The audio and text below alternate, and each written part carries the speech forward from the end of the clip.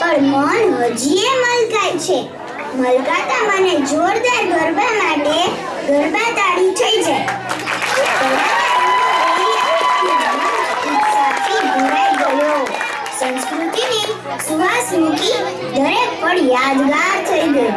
ધોરણ 3 અને ધોરણ 4 ના વિદ્યાર્થીઓ માટે જોરદાર તાળીઓ થઈ જાય.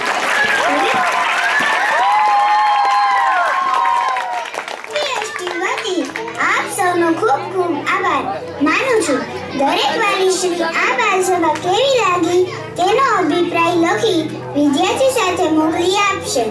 રાષ્ટ્રગાન માટે બધા પોતાની જગ્યા પર ઊભા થશે.